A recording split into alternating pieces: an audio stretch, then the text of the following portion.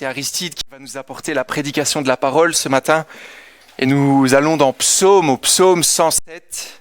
Psaume 107, verset 23 jusqu'au verset 32. Je vais essayer de ne pas le dépasser. Psaume 107, verset 23. Ceux qui étaient partis en mer sur leurs bateaux et travaillaient sur les grandes eaux. Ceux-là ont vu la façon d'agir de l'Éternel et ses merveilles en haute mer. D'un mot, il a fait souffler un vent de tempête qui a soufflé les vagues de la mer. Ils montaient vers le ciel, ils descendaient dans l'abîme.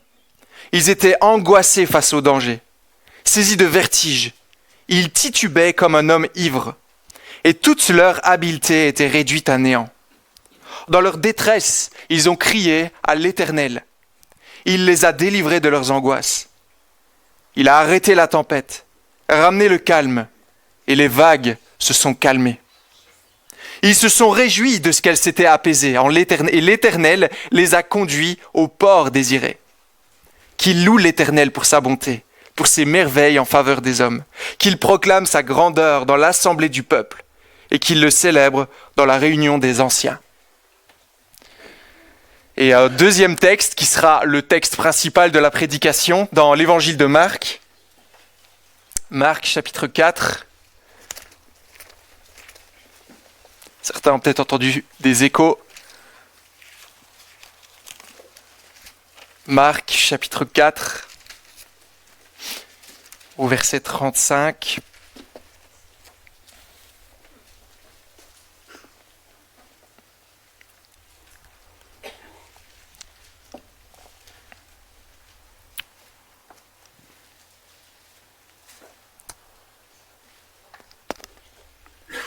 Marc chapitre 4, verset 35. Ce jour-là, le soir venu, Jésus leur dit : « Passons sur l'autre rive. » Après avoir renvoyé la foule, ils l'emmenèrent dans la barque où il se trouvait. Il y avait là aussi d'autres barques avec lui. Un vent violent s'éleva, et les vagues se jetaient sur la barque au point qu'elle se remplissait déjà. Et lui, il dormait à l'arrière sur le coussin. Ils le réveillèrent et lui dirent : « Maître, cela ne te fait rien que nous soyons en train de mourir. » Il se réveilla, menaça le vent et dit à la mer : « Silence, tais-toi !» Le vent tomba. Il y eut un grand calme. Puis il leur dit : « Pourquoi êtes-vous si craintifs ? Comment se fait-il que vous n'ayez pas de foi ? » Ils furent saisis d'une grande frayeur et ils se disaient les uns aux autres : « Qui est donc cet homme ? Même le vent et la mer lui obéissent. » Jusqu'ici, la lecture de la parole de Dieu. Je vais prier. Après, les enfants pourront aller à l'école du dimanche. Il y a la crèche aussi pour les plus petits encore. Et puis Aristide viendra prêcher pour nous. Prions. Qui est cet homme ? Même le vent et la mer lui obéissent. Seigneur, merci pour ta parole. Merci parce que par ce moyen de grâce qui est à notre disposition, eh bien, nous pouvons goûter et voir combien tu es bon. Aussi, Seigneur, nous voulons te demander que tu nous viennes en aide dans l'écoute de cette prédication. Que ce ne soit pas un dimanche de plus, une routine que nous avons, que nous faisons semaine après semaine, mais que ce dimanche, Seigneur, soit celui où tu nous parles par ton esprit. Celui par lequel tu nous réveilles, celui par lequel tu nous remets en question. Celui peut-être pour lequel, eh bien, tu nous amènes à la foi. Seigneur, nous te prions cela, que tu agisses en notre faveur, car si tu n'es pas là, eh bien nous ne pouvons rien faire. Nous te prions pour Aristide, nous te prions pour sa prédication, pour qu'il puisse nous la communiquer avec joie, avec la confiance que toi-même, Seigneur, tu vas nous nourrir ce matin. C'est ce que nous te demandons. Et nous te faisons la même prière pour les enfants qui vont rejoindre leur classe d'école du dimanche. Je te prie pour Émilie, je te prie pour les enfants, que tu puisses les aider aussi à se rappeler qui tu es, à pouvoir bien discuter, bien te louer aussi, Seigneur, et que dès leur plus jeune âge, ils puissent apprendre à t'aimer et voir, Seigneur, que tu es le seul qui peut nous sauver. C'est dans le nom de Jésus que nous te prions. Amen. Bonjour à tous.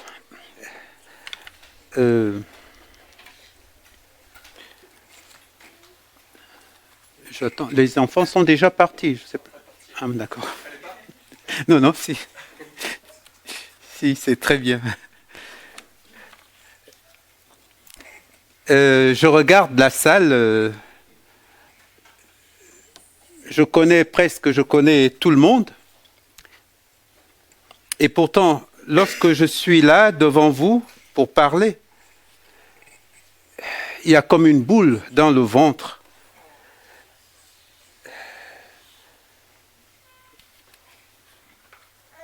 Je vous demande vraiment de prier pour moi. Et pourtant, mon travail consiste à parler. Certes, aux personnes moins âgées que vous. Mais quand il s'agit d'apporter le message, bien aimé, c'est une responsabilité. En même temps, c'est un honneur d'apporter la parole. Et nous prions pour que le Seigneur, en de tels moments, puisse vraiment nous encourager les uns les autres, puisse encourager celui qui parle comme vous qui écoutez.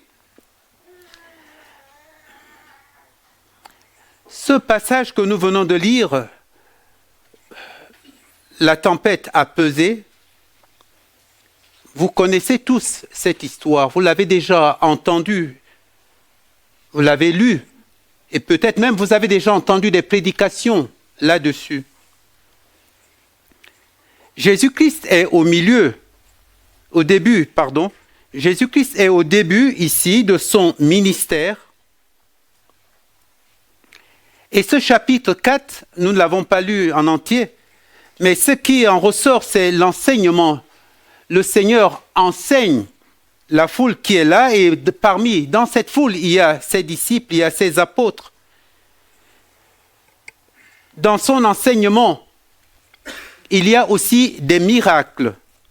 Et le Seigneur enseigne en parabole. Il parle aux gens, il parle en parabole. Gardez ce en tête, mettez le doigt sur ce chapitre 4. Regardez ici, pourquoi le Seigneur parle en parabole déjà. Au verset 10 du chapitre 4, nous pouvons lire ici: lorsqu'il fut en particulier avec ceux qui l'entouraient, avec les 12, les 12 l'interrogèrent sur les paraboles. Il leur dit: c'est à vous qu'a été donné le mystère du royaume de Dieu, mais pour ceux du dehors, tout se passe en parabole, afin que tout en regardant bien, ils ne voient pas, et qu'en entendant bien, ils ne comprennent pas, de peur qu'ils ne se convertissent et qu'il ne leur soit pardonné. Bien-aimés, dans l'enseignement du Seigneur Jésus-Christ, il y a un enseignement pour ceux du dehors, c'est l'expression qui est employée ici. Il y a un enseignement qui est pour ceux du dedans. Ceux du dehors, c'est en parabole. Ceux du dedans, il leur donne des explications. Il y a des explications qui sont données. Et nous pouvons relire encore d'autres passages, d'autres versets, toujours dans le chapitre 4, lorsque le Seigneur continue à expliquer. Regardez le verset 13. Il commence en disant ceci: il leur dit encore. Ça veut dire que le Seigneur a continué encore à enseigner ceux du dedans. Le verset 21, la même chose. Il leur dit encore. Le Seigneur continue à enseigner ceux du dedans. Le verset 24, il leur disait encore, etc. Le verset 24, oui.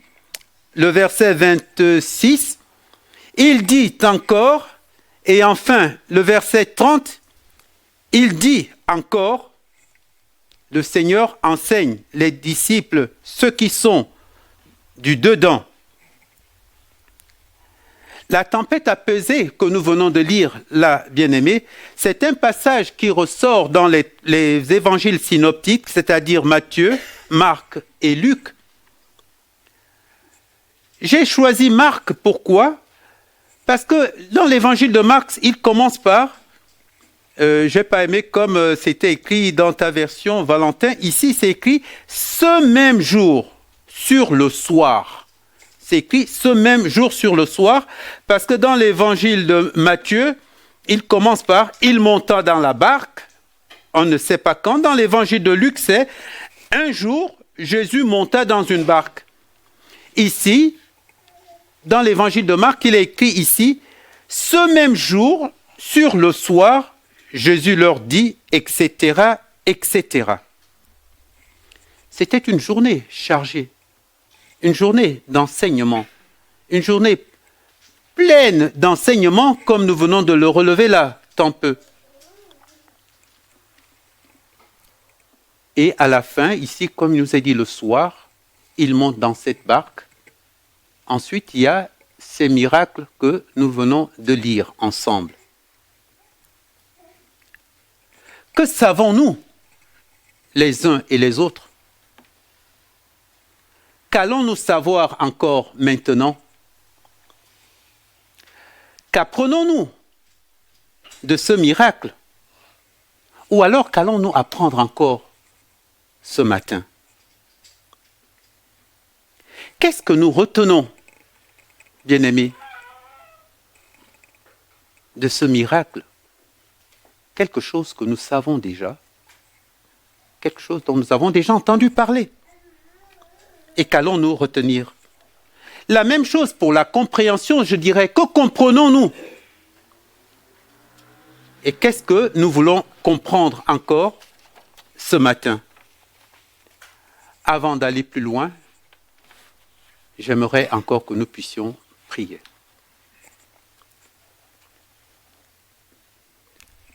Seigneur, alors que nous sommes en train d'ouvrir ta parole, nous voudrions tant que tu puisses parler, Seigneur, à nos cœurs. Seigneur, que tu puisses toi-même encore ouvrir notre cœur pour que ta parole puisse y trouver vraiment une place. Seigneur, nous voulons grandir en toi. Nous voulons encore mieux apprendre de toi. Sois avec nous. Et Seigneur, nous avons besoin de toi encore. Par ton Saint-Esprit, éclaire-nous. Au nom puissant de Jésus-Christ. Amen. Ce texte, ce matin, il sera sur 2 points. J'ai 2 points. Le premier, ce sont les miracles. Et le deuxième point, je n'ai pas trouvé de titre et vous allez comprendre pourquoi tout à l'heure. Donc, le premier point ici, ce sont les miracles.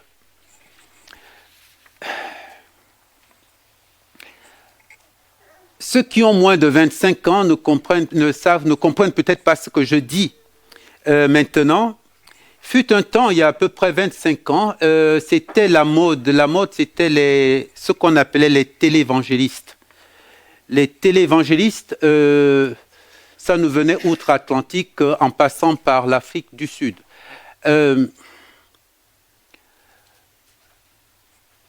C'était des méga-churches, des grandes églises vraiment où, je ne sais plus combien de personnes il y avait, mais il y avait beaucoup de personnes. Et vous aviez quelqu'un qui parlait, qui prêchait, qui savait prêcher, une grande éloquence. Il prêchait sur la parole de Dieu. C'était télévisé. Une bonne prédication. Ce qui me frappait le plus souvent, c'est que dans cette prédication où il y avait beaucoup d'invités, des gens, le moment important, c'était l'appel. Lorsqu'il faisait l'appel, il disait: toi qui es là-bas, tu souffres de ceci, tu souffres de cela. Effectivement, et on voit une personne arriver, une personne impotente.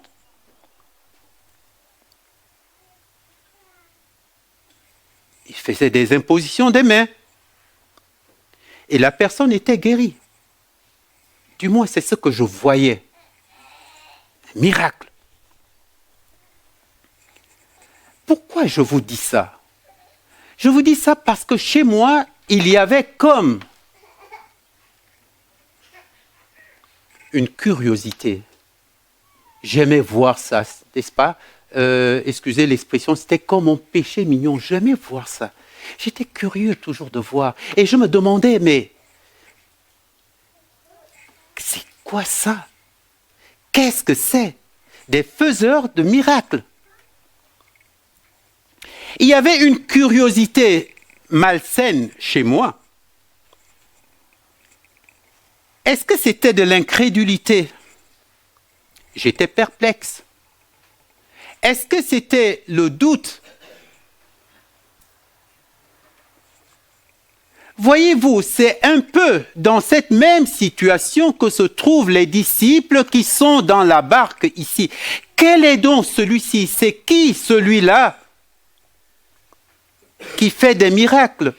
Quand nous lisons ce passage tout à l'heure que nous connaissons tous, nous pouvons nous imaginer cette situation. Nous sommes dans une barque dans la mer, il y a le vent qui souffle, la tempête, etc. Et quelqu'un qui parle comme ça, ce n'est pas normal. Ça fait peur. Et nous comprenons ici que les disciples soient dans la peur. Quel est donc celui-ci à qui tout obéit? Le vent, la tempête. Et mais, en parlant de ces miracles, bien-aimés, voyez-vous, lorsqu'il s'agit des miracles, nous connaissons Jean-Baptiste. Jean-Baptiste, un jour, Jean-Baptiste était dans le trouble, il était justement dans cette situation. Je lis. Jean fut informé de tout cela par ses disciples. Il en appela 2 qu'il envoyait vers Jésus pour leur dire: es-tu celui qui doit venir ou devons-nous en entendre un autre? Arrivés vers Jésus, ils dirent: Jean-Baptiste nous a envoyés vers toi pour te demander: es-tu celui qui doit venir ou devons-nous en entendre un autre? À ce moment-là, Jésus guérit de nombreuses personnes de maladies, d'infirmités, d'esprits mauvais, et il rendit la vue à bien des aveugles. Puis il leur répondit: allez, rapportez à Jean ce que vous avez vu et entendu. Les aveugles voient, les boiteux marchent, les lépreux sont purifiés, les sourds entendent, les morts ressuscitent, la bonne nouvelle est annoncée aux pauvres. Heureux celui pour qui je ne présenterai pas un obstacle. Luc 7, le verset 22 à 23. Alors que Jean-Baptiste est dans le doute, nous connaissons qui est Jean-Baptiste. Jean-Baptiste, sa mère est Élisabeth, connaissait très bien Marie. Il savait qui était Jésus, il savait qui était le Messie. C'est ce même Jean-Baptiste qui dira en parlant du Seigneur: voici l'agneau de Dieu qui ôte le péché du monde. Et là, à ce moment, il dit: es-tu celui qui doit venir ou devons-nous en entendre un autre? Qu'est-ce que le Seigneur lui donne ici comme réponse? Ce sont des miracles. Allez dire à Jean ce que vous avez vu. Allez rapporter à Jean ce que vous avez vu et entendu. Les aveugles voient, etc., etc., etc. Le Seigneur a donné comme réponse à Jean, c'était des miracles.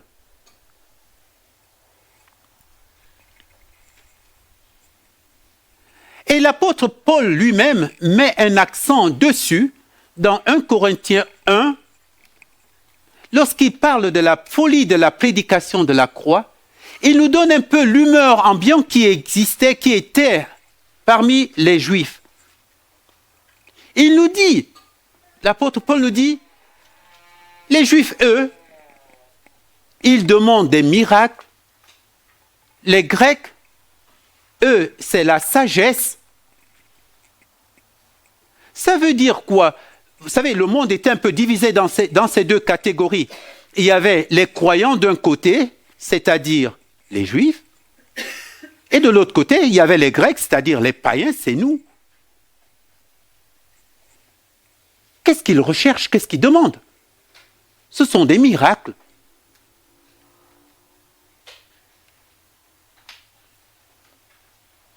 Les païens et les autres,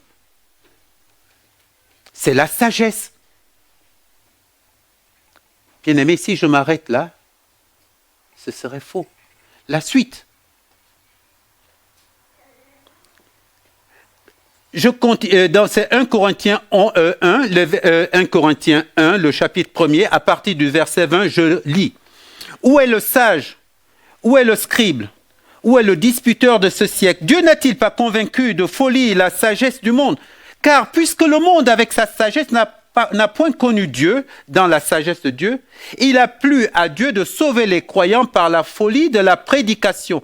Car les Juifs demandent des miracles, et les Grecs cherchent la sagesse, et c'est là où l'apôtre ramène maintenant à ce qui est important, ce qui est l'essentiel, la folie de la prédication ici. Il nous dit, nous prêchons Christ crucifié. Scandale pour les Juifs, folie pour les païens, mais puissance de Dieu et sagesse de Dieu pour ceux qui sont appelés tant Juifs que Grecs. Car la folie de Dieu est plus sage que les hommes, et la faiblesse de Dieu est plus forte que les hommes. Mais ceci, à travers cela, c'est vrai, nous prêchons Christ. Nous prêchons Christ crucifié. Nous prêchons Christ ressuscité. Mais lorsque nous revenons à ce passage que nous venons de lire tout à l'heure, qui nous parle ici, on voit bien que le miracle était quelque chose qui était quand même au centre de la croyance juive. C'était les signes qui devaient montrer, prouver que celui-là, c'est bien lui le Messie, celui qui était attendu.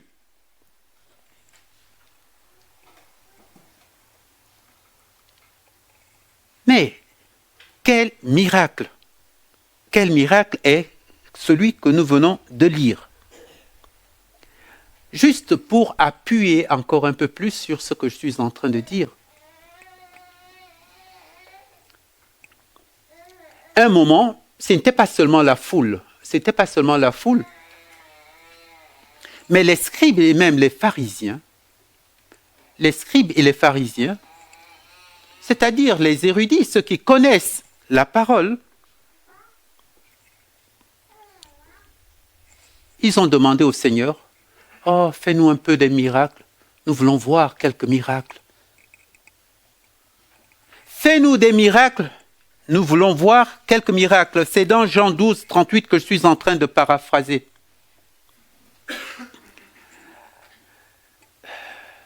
Le Seigneur leur dira, il est mieux que je le lise.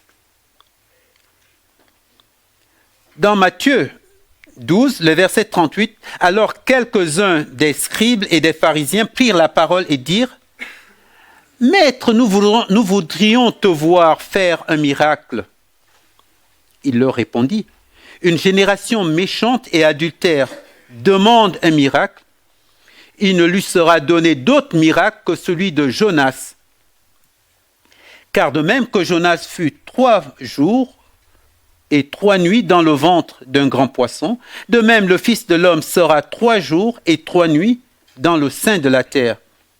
Les hommes de Ninive se lèveront au jour du jugement avec cette génération et la condamneront, parce qu'ils se repentirent à la prédication de Jonas. Et le Seigneur termine en disant, « Et voici, il y a ici plus que Jonas. » Bien-aimé, ce n'était pas, non seulement comme je viens de le dire, c'était quelque chose qui était dans la tradition juive, peut-être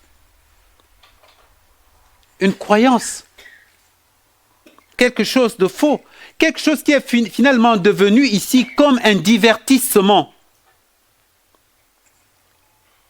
On veut voir, on a entendu que tu as fait des miracles là-bas.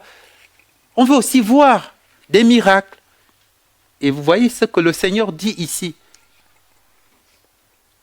le Seigneur amène à la croix. Et le Seigneur leur dit ici, il y a plus grand que Jonas, à savoir lui. Pour vous, ce matin, comment considérez-vous le miracle? Que pensez-vous des miracles? Je vais reposer ma question. Comment comprenez-vous les miracles qui sont dans la Bible? Je ne parle pas maintenant de ce qui se fait ailleurs dans le monde, etc. Je voudrais nous poser cette question ce matin. Comment considérez-vous, ne fût-ce que pour nous arrêter ici à cette histoire où le Seigneur parle au vent, parle aux éléments, qu'il fait taire. Il s'adresse aux éléments naturels, vraiment comme s'il s'adressait à un être humain. Silence, tais-toi. Et tout s'arrête. Peut-être vous êtes comme moi, c'est-à-dire ce sont des choses... Il y a une curiosité. On aimerait voir. On aimerait quand même voir. C'est vrai, je crois, mais je n'ai pas vraiment encore vu. Un peu comme Thomas, n'est-ce pas? Thomas, c'était la même chose. Ses amis, ses disciples lui ont dit, oui, Christ est ressuscité. Si je ne mets pas ma main, si je ne mets pas ma main ici, je ne le verrai pas. Il fallait qu'il voie. Dans quelle attitude êtes-vous? Comment ressentez-vous ces choses? Le miracle. Maintenant, je passe au deuxième point. Le deuxième point qui est, en fait, qui peut être résumé par cette question qui est posée ici dans Marc 4. Quel est donc celui-ci? Car même le vent et la mer lui obéissent. J'ai cherché un sous-titre à ça, j'ai pas pu. J'ai trouvé le mot ici étonnement, surprise, incompréhension, peur. Et finalement, j'ai laissé comme titre, quel est donc celui-ci? Car même le vent et la mer lui obéissent. L'histoire qui nous est racontée ici, bien-aimés, se termine par une question.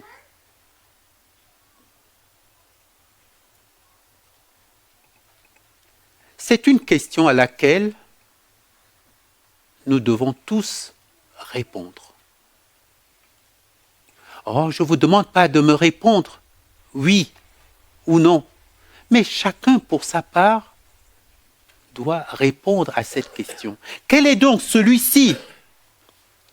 Car même le vent et la mer lui obéissent.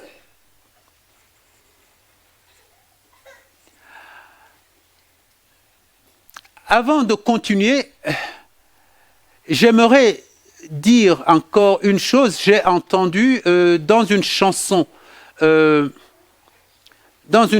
populaire, c'était un chanteur et il y a une phrase où il disait, en parlant des chrétiens, il dit, les chrétiens nous disons tu quand on parle à Dieu. En d'autres termes, nous tutoyons Dieu. Et c'est vrai, cela peut paraître un peu choquant que nous tutoyons Dieu. Dans nos prières, nous disons tu, etc. C'est vrai. C'est vrai. Je ne suis pas en train de dire ce matin que nous ne devons plus tutoyer Dieu. Mais nous savons pourquoi nous tutoyons Dieu. C'est un ami. C'est un frère. Il s'est approché de nous. Il nous a aimés, etc., etc. Mais je me dis 2 secondes. À qui nous nous adressons? Si la mairesse, la maire, je ne sais pas comment on dit, de Morchevillers-le-Bas venait ici, est-ce qu'on la tutoyerait? Vous allez me dire, mais Aristide, oui, mais on n'est pas très proche. Si un ministre, mais lorsque nous parlons de Dieu, dans nos tutoiements, bien aimé, est-ce que nous réalisons que nous nous adressons à celui qui est le maître de l'univers, celui qui a tout créé, le Dieu créateur? Quel est donc celui-ci à qui tout obéit? Le nom de Jésus,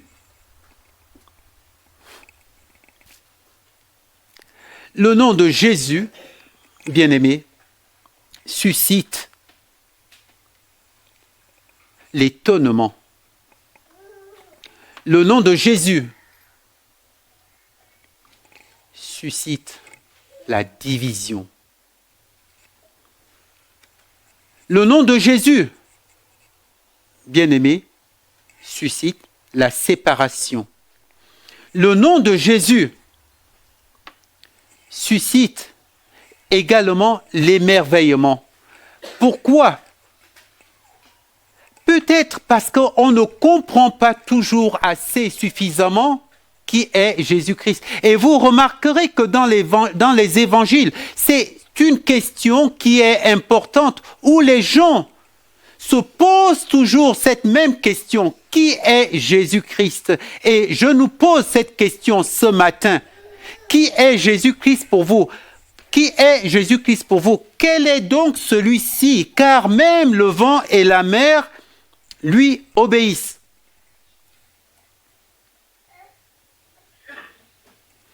Jésus-Christ posera cette question à ses disciples. C'est dans l'évangile de Matthieu au chapitre 16, vous connaissez tous ce passage. Qui suis-je?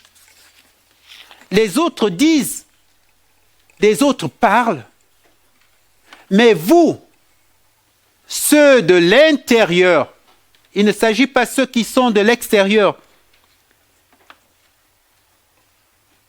Je vais encore lire la parole de Dieu. Elle parle mieux que moi. Matthieu 16, à partir du verset 13. Jésus étant arrivé dans le territoire de Césarée de Philippe, demanda à ses disciples, « Qui dit-on que je suis, moi le Fils de l'homme ?» Ils répondirent, il s'agit des gens de l'intérieur, du dedans. Les uns disent que tu es Jean-Baptiste, les autres Élie, les autres Jérémie ou l'un des prophètes. Alors le Seigneur leur pose la question. Et vous, leur dit-il, qui dites-vous que je suis? Simon-Pierre répondit, tu es le Christ, le Fils du Dieu vivant. Jésus reprenant la parole lui dit, tu es heureux, Simon, fils de Jonas, car ce ne sont pas la chair et le sang qui t'ont révélé cela, mais c'est mon Père qui est dans les cieux. Et moi je te dis, tu es Pierre, sur cette pierre je bâtirai mon église, et que les portes du séjour ne prévaudront point contre elle, etc., etc. Mais maintenant, bien-aimés, pour nous, ce matin, si je nous pose cette question, comme se le sont posés ces disciples qui étaient dans la barque, quel est donc celui-ci à qui tout obéit? Tout obéit. La mer, les vents, la tempête.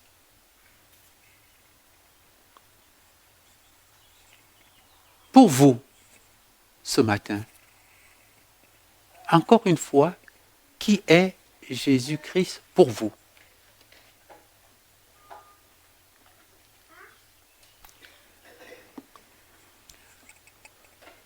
Ces disciples à qui le Seigneur pose la question, ce sont des disciples qui ont bien connu le Seigneur Jésus-Christ, qui ont vécu avec lui, qui ont marché avec lui, qui ont vu tous ces miracles. Et pourtant, vous voyez ici les réponses ne sont pas claires. Et même la réponse de Pierre. À la lecture de la parole, Pierre non plus n'a pas donné une bonne réponse. Si, c'est le Seigneur qui le lui a révélé. Et qui vous dites-vous donc que je suis? Et encore chacun pour soi, nous pouvons répondre à cette question.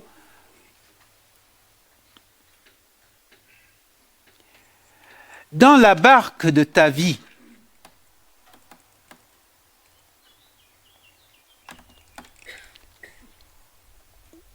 qui vogue, qui est balancée par les vents, qui est balancée par les tempêtes. Jésus-Christ a-t-il calmé ce vent? Jésus-Christ a-t-il calmé cette tempête? Jésus-Christ a-t-il calmé ta frayeur? C'est ça le connaître.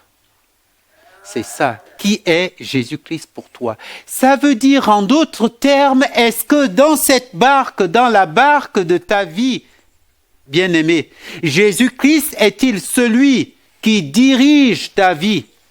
Est-il celui qui l'amène? Dans ce que nous venons de lire tout à l'heure, il nous a dit ici, Jésus-Christ monta dans la barque. Ça veut dire que Jésus-Christ est dans cette barque.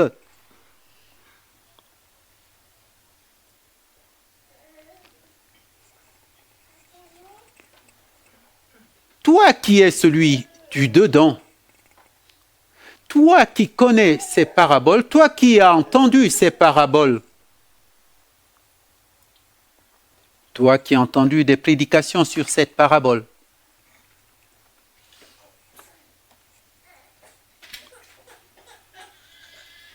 Jésus-Christ continue-t-il à dormir sous la poupe? Ou alors il est celui qui dirige vraiment ta barque? La tempête s'est-elle apaisée? Voyez-vous, si la tempête s'est vraiment apaisée, si ce vent ne souffle plus, est-ce que Jésus-Christ a parlé ici comme il a pu parler à ces éléments dans ta vie?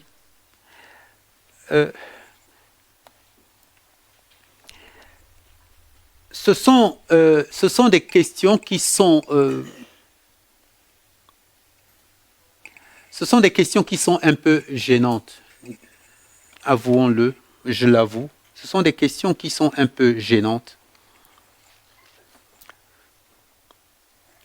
Parce que comme je le disais tout à l'heure, il y a un enseignement pour ceux de l'intérieur.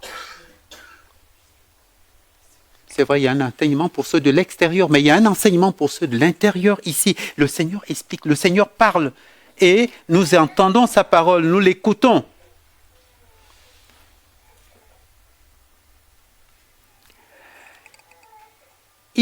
Ça ne vous étonne pas souvent de voir que même les disciples, je parle maintenant de Philippe, même les disciples qui ont connu le Seigneur, qui ont vécu avec le Seigneur, qui ont cheminé avec le Seigneur, qui ont vu tout ce que le Seigneur a fait. Jean 14. Et pourtant Philippe dit au Seigneur, montre-nous le Père. Montre-nous le Père. Et cela suffit. Jean 14, on est vers la fin maintenant.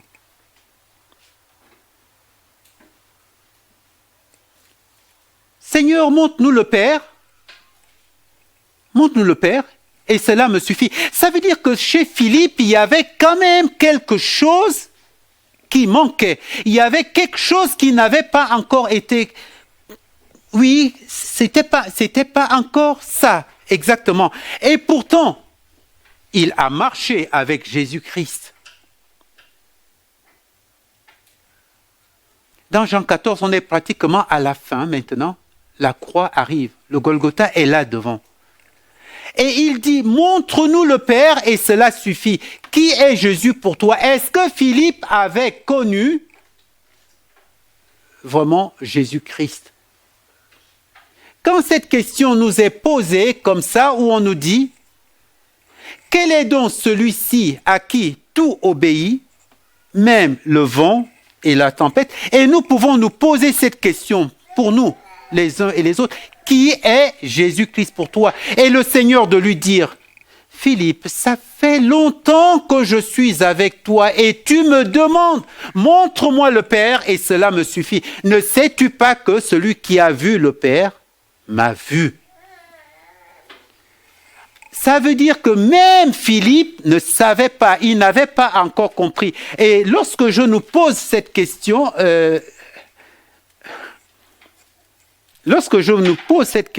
ce matin, et vous voyez, c'est pour cela c'est toujours gênant, je le disais tout à l'heure, quand on prêche comme on est en train de faire,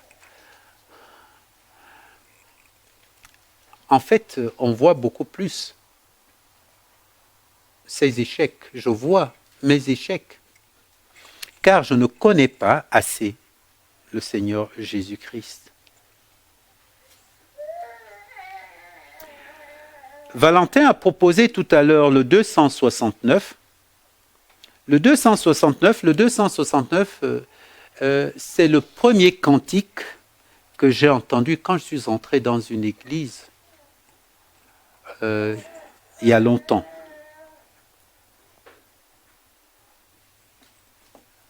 Je suis né catholique, j'ai été baptisé catholique.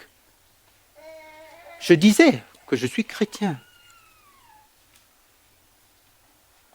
Mon père était diacre.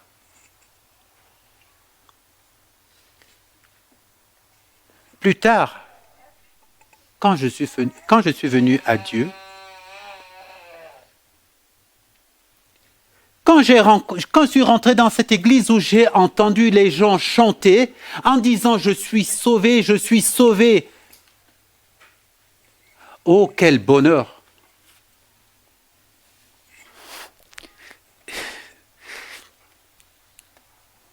Je trouvais les chrétiens orgueilleux. Hein. Je vous assure, je trouvais les chrétiens orgueilleux. Il m'a fallu du temps pour comprendre ce qu'ils chantaient. Et lorsque nous l'avons chanté tout à l'heure, j'étais vraiment très ému et j'ai repensé à tout cela et arrivé à ce point à se dire, bien-aimés, connaissons-nous assez Jésus-Christ? Connaissons-nous assez Jésus-Christ? Il y a un chœur, je termine avec ça, il y a un chœur qu'on chantait à l'époque, c'était dans Chœurs et Cantiques. Et à l'époque, il n'avait que 2 strophes, mais il y avait 3 strophes. Moi, j'ai relevé la 3e strophe. Tout à l'heure, nous avons commencé par dire, on a chanté un chant qui disait « Tu es merveilleux ». Alors, ce petit chœur disait « Tout dit qu'il est merveilleux, tout dit qu'il est merveilleux. La terre, la mer, la splendeur des cieux. Oui, tout dit qu'il est merveilleux. » Ça nous parle ici d'un Dieu créateur, celui qui a créé toutes choses, ces éléments sur lesquels le Seigneur parlera et qu'il calmera la tempête. N'est-ce pas? C'est le grand Dieu, le Dieu créateur. Il y a le 2e couplet. Le 2e couplet dit « Je sais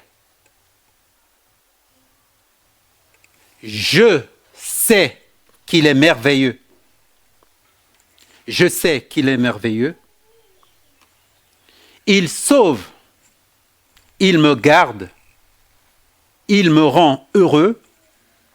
Oui, je sais qu'il est merveilleux. Là, c'est la confession maintenant d'un enfant de Dieu. C'est la confession, c'est le témoignage d'un enfant de Dieu qui dit, oui, lui, je le connais. Je le connais peut-être pas assez. Je le connais peut-être pas suffisamment comme je devrais connaître. Oui, mais je le connais. Quel est donc celui-ci à qui tout obéit? La mer, le vent, la tempête.